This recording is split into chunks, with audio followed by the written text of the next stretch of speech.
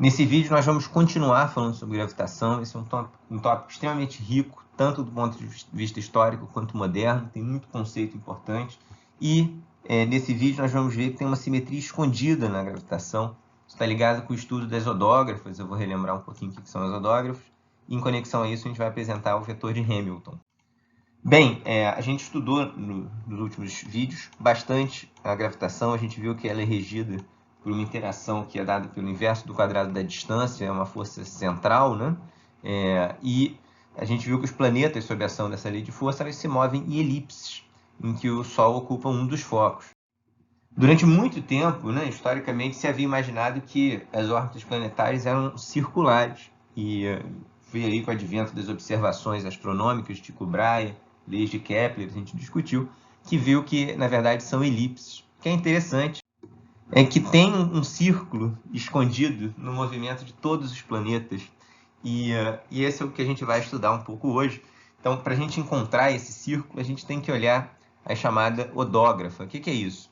Bem, para cada ponto da trajetória, a gente pode desenhar aqui, por exemplo, nesse ponto que o planeta está, tem esse vetor posição. Conforme o planeta vai girando, esse vetor posição vai girando. Mas em cada ponto que o planeta está, a gente pode representar também o vetor velocidade, que são essas setas que estão indicadas em vermelho na tela. Se você pegar essas setas e perguntar como que elas mudam no chamado espaço das velocidades, então lembra que esses caras são velocidades. Se você translada eles de maneira que cada setinha dessas, por exemplo, essa seta você traz aqui, ela tem esse ângulo. Então você desenha os vetores todos partindo da origem. Então você está vendo aqui a origem desse espaço das velocidades, é um ponto que tem velocidade nula, assim como a origem no espaço das posições é um ponto que tem posição nula. Para essa representação, a gente tem então que cada vetorzinho aqui representa a velocidade em um instante de tempo. E você pode perguntar como que essa velocidade, qual é a trajetória que esse vetor descreve ao longo do movimento. Então você vai pegando cada vetor velocidade e vai trazendo ele para cá. Se você desenhar todos, fizer aqui o contínuo, você vai ver que isso forma um círculo. Então, embora no espaço das posições a trajetória seja uma elipse, que é o que a gente observa com os nossos olhos, com os nossos telescópios, se você fizer agora essa transcrição, se você ler esse movimento no espaço das velocidades, você vai ver um círculo. Então, curiosamente, ironicamente, esse círculo que o pessoal sempre achou que estava na gravitação, ele de fato está, mas ele está no espaço abstrato. Agora, por que é um círculo? Eu não mostrei isso, né? Isso aqui eu estou dizendo para vocês que é o que acontece. A gente vai ver aqui por que isso acontece. E a gente vai ver como que essa descoberta possibilita que a gente traga à baila uma simetria muito bonita, muito profunda do problema da gravitação. Esse é o objetivo desse vídeo.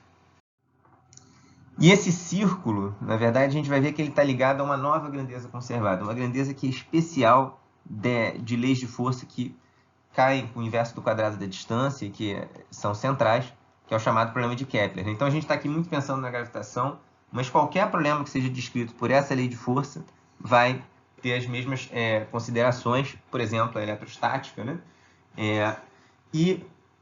Então o nosso ponto de partida para achar essa lei de conservação, para encontrar esse círculo escondido, é escrever a segunda lei de Newton. E aqui está escrito da forma massa vezes aceleração. A aceleração é a derivada temporal da velocidade. Isso tem que ser a força que está atuando na partícula, que está aqui do lado direito. E o ponto central dessa nova conservação é justamente o fato de que essa lei cai com o inverso do quadrado da distância. Essa lei de força ela tem muita coisa especial. A gente discutiu um pouquinho quando a gente falou em teorema de Bertrand, alguns vídeos atrás. E a gente vai ver agora algumas outras consequências especiais dessa lei de força.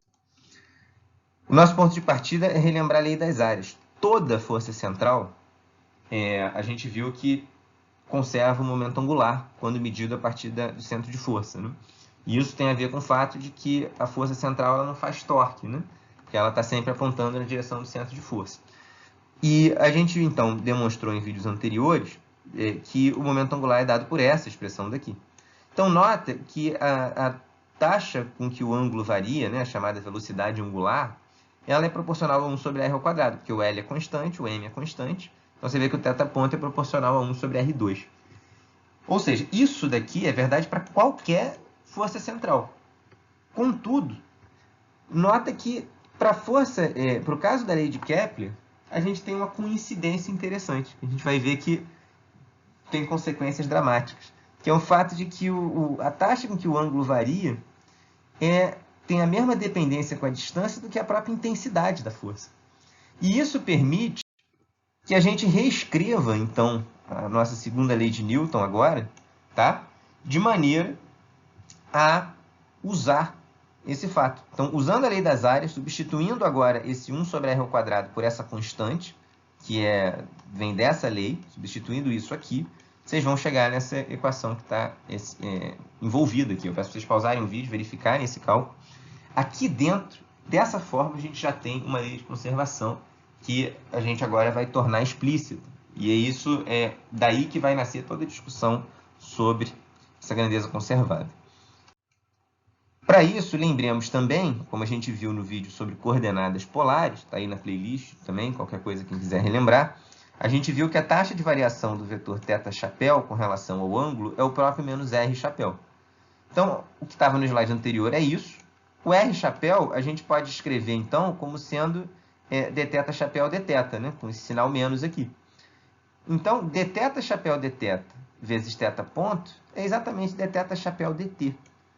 Ora, o que essa equação aqui está dizendo para a gente? Ela está dizendo que a taxa com que a velocidade varia é exatamente a taxa com que essa outra grandeza do lado direito varia, que é a essência de uma lei de conservação. Então, olha só, a gente tem aqui a equação que a gente chegou no slide anterior. Daqui por diante, a gente vai chamar gmzão mzinho de alfa, só para simplificar a notação. Então, essa equação ela pode ser escrita da seguinte forma. A taxa de variação temporal de V menos, aí passa o que está aqui para o lado esquerdo, né? Menos alfa sobre L θ chapéu, que essa equação está dizendo que essa taxa de variação é zero, ou seja, ela não varia. Ou seja, o que está aqui dentro é uma constante. Essa constante a gente vai chamar de vetor H, a gente vai definir isso como sendo vetor de Hamilton. Alguns livros chamam de vetor de Hamilton não essa grandeza, mas uma grandeza que é obtida a partir dessa só multiplicando pela massa. Então, enfim, alguns livros usam uma nomenclatura diferente. Aqui nesse vídeo eu vou chamar essa grandeza de vetor de Hamilton, tá? Enfim, importante para a gente, independente do nome, é simplesmente notar o fato de que essa grandeza é conservada, o que decorre então de dois fatos, como a gente argumentou. Decorre da lei das áreas e combinado com o fato de que, então, a gente tem uma força que cai com o inverso do quadrado da distância. A combinação desses dois fatos mostrou para a gente que esse vetor daqui se conserva. Vamos estudar algumas grandezas do vetor de Hamilton. Para a gente interpretar o que essa grandeza conservada está dizendo para a gente, um jeito interessante de dizer, de analisar, desculpa, é a gente começar com casos simples. Vamos escolher uma condição inicial. Nota que se esse cara é uma constante de movimento, para uma certa condição inicial, eu posso ter que esse h é nulo, por exemplo. Como é que é o movimento quando a gente tem h igual a zero? Quando a gente tem h igual a zero, por essa equação daqui, a gente vê que a velocidade como função de θ ela é alfa sobre L vezes θ chapéu. Ora, isso significa que o módulo da velocidade não varia nesse movimento. Ou seja, quando o h é zero, o módulo da velocidade é sempre alfa sobre L. E que movimento tem essa propriedade? Um movimento que nesse espaço das velocidades, ou seja, se eu representar para instante aqui, eu colocar qual é o vetor velocidade que eu vou ter, qual é a componente x, qual é a componente y dele, ao longo do movimento, você vai ter sempre o mesmo módulo da velocidade. E lembra a conservação de momento angular, que a velocidade angular ela vai ter sempre o mesmo sinal, né? Então, o planeta, né, o objeto, ele está sempre se movendo no mesmo sentido. Então, se você começa, por exemplo, aqui nesse ponto, e vamos supor que você esteja girando no sentido anti-horário, você vai ter que o seu vetor velocidade ele vai descrever um círculo. Então, quando o h é zero, a gente está vendo que o vetor velocidade ele descreve um círculo nesse espaço das velocidades. O jeito técnico da gente dizer que é odógrafa. A odógrafa é a trajetória que o vetor velocidade descreve nesse espaço. A odógrafa é um círculo centrado na origem. Então, nota que esse movimento, essa odógrafa circular, de fato é o que essa equação está dizendo para a gente. Ou seja, o v, o vetor velocidade, ele tem módulo constante e a direção dele é o θ chapéu. Então, ele vai girando ao longo de uma volta, o θ chapéu dá uma volta completa. É isso que o vetor velocidade vai fazer. Então, o vetor velocidade, para esse caso, ele é um círculo e é centrado na origem. O que significa isso? Significa que justamente esse módulo aqui da velocidade é constante o movimento inteiro. Qual é o movimento que tem velocidade em módulo constante? O movimento circular. Então, essa odógrafa daqui corresponde justamente ao movimento circular uniforme no espaço das posições. E, de fato, deixo aqui para vocês uma questão, vocês podem analisar até usando argumentos de ensino médio, impondo que no movimento circular uniforme a força gravitacional ela é a força centrípeta, né? Eu peço para vocês verificarem, de fato, que no movimento circular uniforme na gravitação, né, a gente tem que o módulo da velocidade é dado por essa expressão aqui, alfa sobre L. Agora, o que acontece se o vetor de Hamilton não for zero? Aí, vamos de novo aqui o que a gente obteve para o h igual a zero. Se o h não é zero, tudo que você está fazendo é pegar o vetor velocidade e somar uma constante. Ou seja, a gente tem sempre o direito de orientar o nosso eixo y como a gente quiser, a gente pode escolher o eixo y de maneira que ele esteja paralelo ao h. Então, sem perda de generalidade, a gente pode sempre considerar que o vetor h ele é dado pelo módulo dele vezes y chapéu. Se esse módulo é zero, foi o que a gente fez nos slides anteriores. A odógrafa é um círculo centrado na origem. Agora, se não é zero, tudo que você vai fazer é dar um peteleco nesse círculo. Então, você vai deslocar esse círculo por um valor h. Então, continua sendo um círculo a odógrafa. A trajetória do vetor velocidade, nesse espaço das velocidades, ele é sempre um círculo, para qualquer condição inicial. Por quê? Porque a gente viu que o h é uma constante de movimento. E essa equação aqui descreve o espaço das velocidades do círculo. E o jeito mais simples de demonstrar isso é começando com h0 e reparando que quando o h não é zero, tudo que você vai ter que fazer é deslocar a sua velocidade pelo vetor h. Então, você vai pegar esse círculo e vai dar um peteleco nele para cima. Agora, a odógrafa ser um círculo não quer dizer que a trajetória seja um círculo. Quando o h é zero, a gente tem que a velocidade em módulo é constante, e aí na gravitação a única maneira da velocidade em módulo ser constante é de forma que no espaço das posições, nesse espaço que você observa com o seu telescópio, que o movimento também seja circular. Agora, esse caso aqui à direita, isso não é mais verdade. Nota que a velocidade, nesse caso, ela muda o módulo conforme o tempo passa. Por quê? Imagina que você está aqui no instante, o seu vetor velocidade, lembra que ele sai sempre da origem nesse espaço. Então, ele vai para um ponto do círculo, ele tem um certo tamanho. Olha como esse tamanho aqui é bem diferente, por exemplo. Então, quando ele vem dando essa volta, o módulo da velocidade dele vai mudando, vai diminuindo. Tá? Então, isso daqui é compatível com as observações astronômicas que a gente faz. Então, essa odógrafa aqui não corresponde no espaço das posições a um círculo, porque esse círculo no espaço das velocidades não está na origem. Tá? Como que a gente descobre, então, qual é a trajetória nesse caso? Ou seja, essa é agora a pergunta que a gente quer responder. Aqui vamos fazer uma pausa e lembrar todas as grandezas conservadas que a gente tem no problema de Kepler.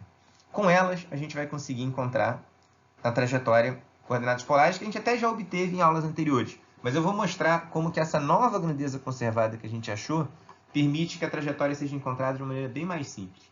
Então, no problema de Kepler, a gente viu que a energia é uma grandeza conservada, que a força é conservativa, como a gente viu na aula sobre forças centrais. A gente viu que o momento angular é conservado, porque a força central não produz torque. E agora a gente tem essa outra grandeza conservada, e ao contrário das duas primeiras, que ocorrem para qualquer força central, o vetor de Hamilton só é conservado para o problema de Kepler, ou seja, para a lei de força 1 sobre r ao quadrado. Agora vamos ver como que combinando essas equações aqui, a gente pode descobrir qual é a trajetória. Primeiro, por simplicidade, a gente sempre pode escolher a direção y apontando a direção do vetor de Hamilton, como a gente comentou. Tá? E aí, agora a gente pode fazer a seguinte brincadeira. A gente pode pegar essa equação de Hamilton e fazer o produto escalar com θ-chapéu, ou seja, projetar ela na direção do vetor unitário θ-chapéu. O lado esquerdo, como o vetor de Hamilton é hy-chapéu, corresponde só a fazer o produto escalar do y-chapéu com θ-chapéu. No lado direito, lembra que fazer o produto escalar da velocidade pelo θ-chapéu é pegar a componente da velocidade em θ-chapéu. E esse outro vetor aqui já está em θ-chapéu. Então, o produto escalar θ-chapéu por θ-chapéu é 1, de modo que a gente fica com essa equação aqui. Agora vem um ponto central. A velocidade, a componente θ dela, a gente mostrou nas aulas de coordenadas polares, em aulas posteriores, que é o ômega-r, né? Ou seja, é o θ ponto vezes a distância que ela está do centro de força. Tá? E o θ chapéu escalar y chapéu a gente também viu na aula sobre coordenadas polares, que é o próprio cosseno θ. O θ ponto r, pela conservação de momento angular, é dado por L sobre mr. Olha o que a gente está fazendo agora. A gente retirou toda a informação sobre velocidades. Então, o vetor de Hamilton ele depende da velocidade. Quando a gente tomou o produto escalar com θ chapéu, a gente já tirou a parte da velocidade radial, ficou só com a velocidade angular. Aí, agora, a gente usa a conservação de momento angular e mapeia esse θ ponto numa informação que depende só da distância que está do centro de força. Então, a gente chegou numa equação que só tem R e θ. Ou seja, a equação da trajetória está aqui já. É só a gente manipular essa equação. Pausem o vídeo e demonstrem que a equação fica, então, isolando. O R fica dessa forma daqui. Ou seja, a gente chegou justamente na equação de trajetória de uma cônica em coordenadas polares, como a gente havia chegado em outras aulas. Mas olha a diferença para o que a gente fez agora. A gente fez esse procedimento todo sem necessitar realizar nenhuma integração. Então, a gente viu que, em geral, a segunda lei de Newton corresponde a resolver uma equação diferencial, que é um problema difícil. Achando grandezas conservadas, a gente pode, em certos casos, reduzir o problema a uma quadratura. Ou seja, em vez de resolver uma equação diferencial, a gente mapeia o problema numa integração. Aqui, a gente tem tanta grandeza conservada, eu vou tornar isso mais preciso no próximo vídeo, que a gente consegue resolver o problema sem nenhuma integração, só com conta de explicar. Projetou uma constante numa direção, usou a outra conservação e gol. Acabou. Então, assim, isso é extremamente profundo. Compara com o cálculo que a gente fez em outros vídeos para achar a trajetória polar no problema de Kepler.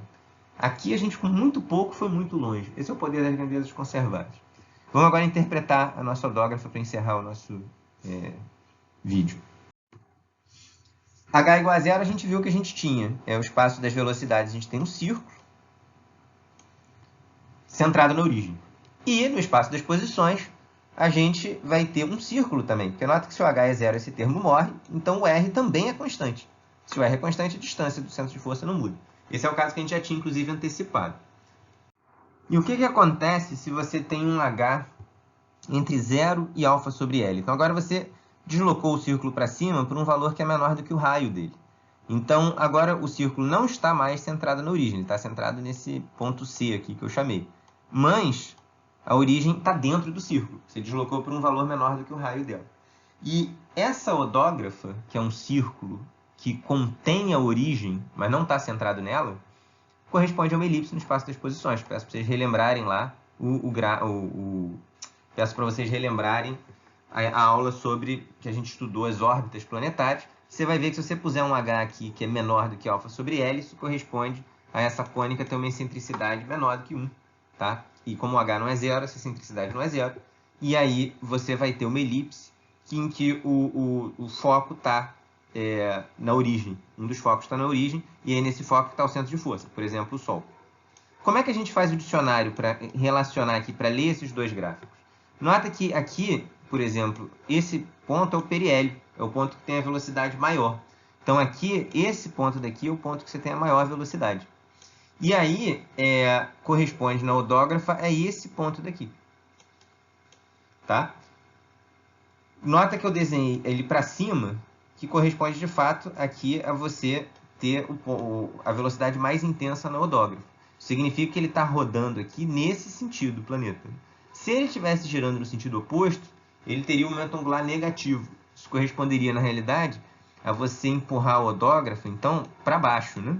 Em vez de empurrar para cima. A gente está empurrando para cima aqui, considerando que o L é positivo.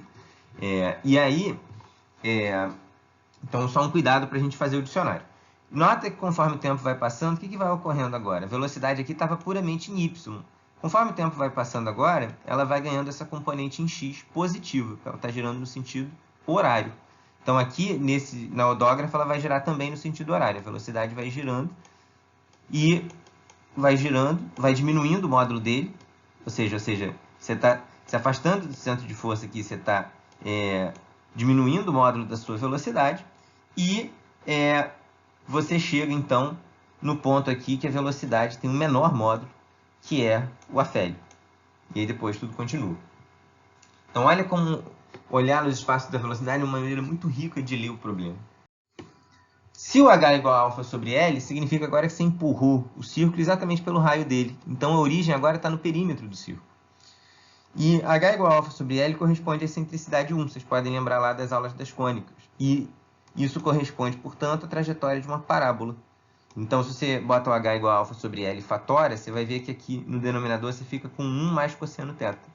Então, quando o θ é igual a π, você tem que o R vai para infinito.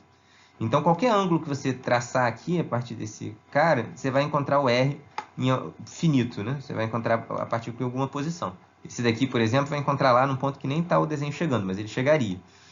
Agora, para θ igual a π, que seria essa direção aqui, o R vai para infinito. Ou seja, a ideia é que é o caso de transição entre uma elipse, que você está preso pelo centro de força, e uma hipérbole, que é quando você vai estar livre e vai para infinito. No caso da parábola, você chega ao infinito com velocidade nula. Ou seja, é o que você obtém quando você lança um projétil com a velocidade de escape, por exemplo. De fato, olha como é isso que o odógrafo está dizendo para a gente. Você começa nesse ponto aqui, com uma velocidade em y, que é o maior que você tem no pericentro, que é esse ponto aqui do gráfico. Aí, conforme o tempo vai passando, agora a sua velocidade ela vai ganhando uma componente x negativa. Então, você agora vai girando para cá, ó. Vai girando para cá. A velocidade vai diminuindo em módulo, até que, assintoticamente, ela chega numa velocidade nula, que é a origem. E essa é a parábola. Por fim, a hipérbole. O que acontece no caso da hipérbole? Você agora empurrou o círculo para cima tanto que a origem está fora do círculo. E aí, esse ponto daqui corresponde de novo ali ao pericentro. É um ponto mais fácil para a gente começar a analisar o nosso gráfico, é quando você tem a maior velocidade. E aí, conforme o tempo vai passando, você vai girando nesse sentido, girando nesse sentido. Nota que a velocidade ela sempre sai da origem e vai para o ponto que você está considerando. Como a origem está fora do círculo, vai ter agora um ponto muito especial, que é um ponto em que a velocidade tangencia o círculo. E esse ponto que a velocidade tangencia, a partir daqui você não encontra mais o gráfico, né? Então, a ideia é justamente que você não passa desse ponto. Isso aqui é uma velocidade assintótica, que a gente entende na hipérbole como sendo o fato que a hipérbole tem as assíntotas dela. Então, conforme o planeta vai girando aqui nessa trajetória, ele vai atingir uma velocidade assintótica, que é uma velocidade que ele já está tão longe do centro de força que vai tender um MRU. Ou seja, uma velocidade que não é nula, porque a energia agora é positiva, não é mais uma parábola, mas é uma velocidade, então, que não vai mudar mais assintoticamente, e é essa velocidade aqui. Então, você vê que as assíntotas no espaço das posições se manifestam como as tangências aqui. Então, você vê que essa parte de baixo aqui do círculo, na verdade, ela pode ser tracejada, né? Porque ela não aparece no movimento. Como exercício, pense em um caso em que o alfa é negativo. Isso corresponderia a uma força repulsiva, por exemplo, a interação entre prótons. E aí, verifica que a odógrafa agora, quer dizer, o que vai acontecer é o oposto. Agora, quando você tem um alfa repulsivo, o ramo da hipérbole que aparece não é esse, é o ramo da repulsão aqui, né? Então, ele está sendo repelido por esse centro de força que está na origem. E aí, agora, você tem uma velocidade mínima que você obtém.